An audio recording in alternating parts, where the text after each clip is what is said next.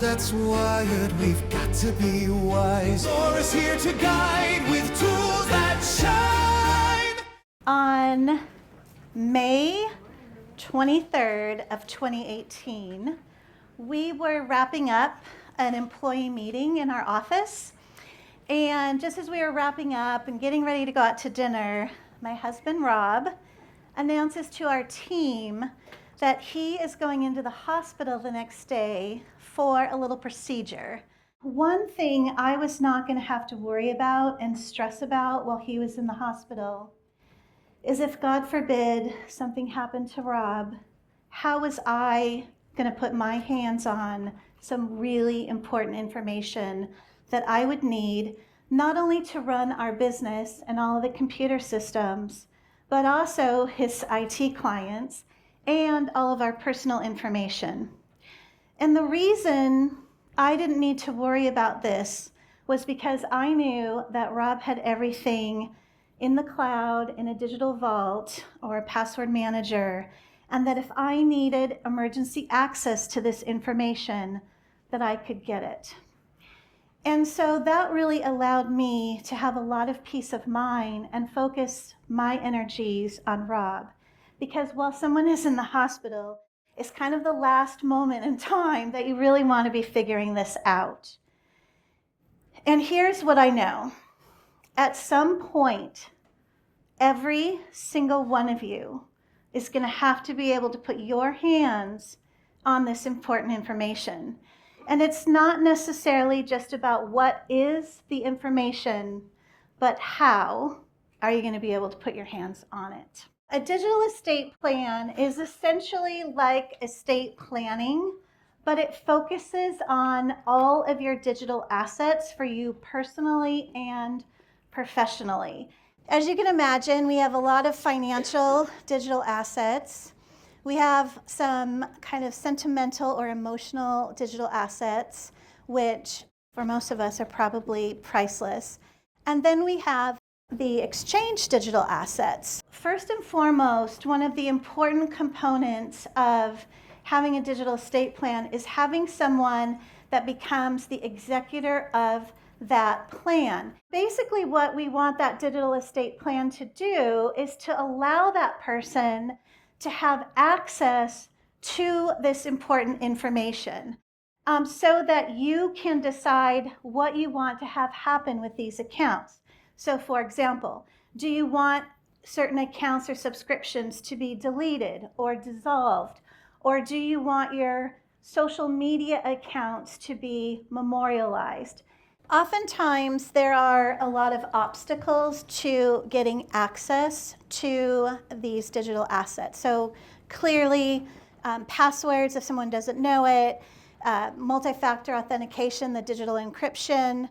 I have a client that I have worked with. She said, there are so many accounts that I'm going to need this code for. I'm going to have to verify this information. And I looked at her and I said, yes. I share that story because I don't think a lot of people understand how important having that one little piece of information truly is. You don't want those assets to go disappearing just because somebody didn't have access to this information that is very easily solvable. Some of the ways that you can avoid this happening is really understanding what you own. Backing up your data into the cloud and make your digital asset list so everybody knows what the list is. I want to get into a little bit to password management. One of the things I find my clients doing so often is storing their passwords in their browser. Oh, I don't need to write that down. It's just stored in here, so when I log into the account, I can just get in. I go, yeah, you and everyone else can get right into your bank account. I have a woman that I'm working with. She had an address book that she was using for passwords, and that works, but it also had a lot of old information. I said, you know what, we need to just start fresh. We've organized all her important paperwork.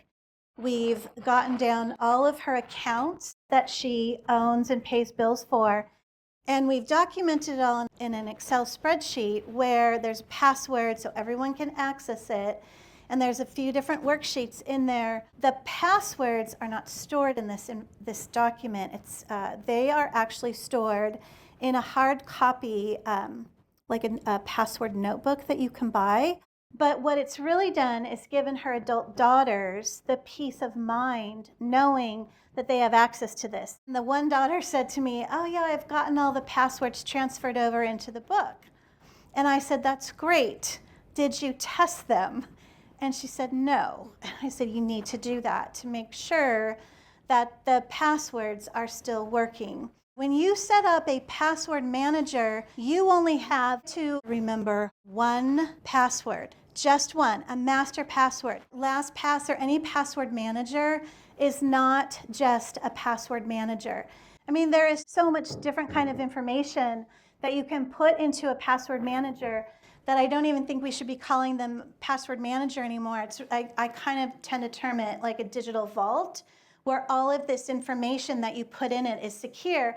And the great thing about it is that it's always at your fingertips. When my client went on a trip and got her wallet stolen, not only did she have all her credit cards in LastPass, but I had said in the note section, write down the phone number to customer service so that if something happens to your card and you don't have it anymore, you don't have to be in your office where the statement is with the credit card phone number. It's right here in your hand. So there's so much information that you can store in a digital vault. And one of my favorite things about LastPass is the emergency access. This person, they are granted access to this entire vault of information without having your master password. If you have an Apple phone, you can do three things. You can set up a legacy contact, a recovery contact, and a recovery key. A legacy contact, you can have multiple contacts that you set up, somebody that you trust. This would be someone that if you pass or become incapacitated, they will be given access to the information that is in your iCloud account.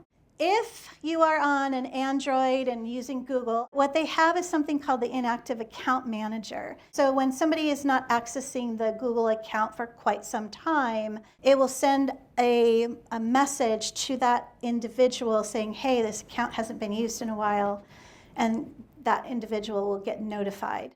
With LinkedIn, your executor has to take a copy of your death certificate and prove that they're in charge of this account. They can give it to LinkedIn, and then LinkedIn will memorialize that account. Now, let me tell you what they told my client who just passed away, that we should not memorialize his LinkedIn account. You can't believe how many people went out and looked at his LinkedIn profile when his obituary was posted.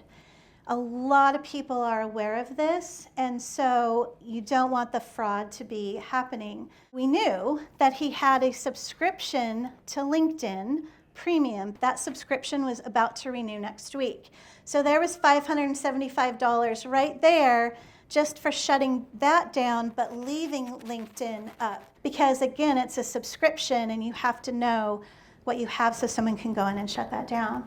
There are so many products on the market, paper and digital, that will help you track a lot of this important information. And it goes far beyond just passwords, as I've alluded to. So one of the services that's out there is called a knockbox, and the NOK stands for next of kin. And it's a paper-based system which can almost replace like your own personal filing system that you can lock away somewhere. Trustworthy is a system that's online where you can upload all of this type of information, and then you can parse out who gets access to this information. This is not something that my clients make the time for. It's something that they always say, well, someday I'll do this. Well, someday is not a day on any calendar I've ever seen. So if you're going to make this happen, you really need to make the time. So I really hope that you will be inspired to walk away and put some of these things in place for your family and your loved ones. Quick wins, smart plans,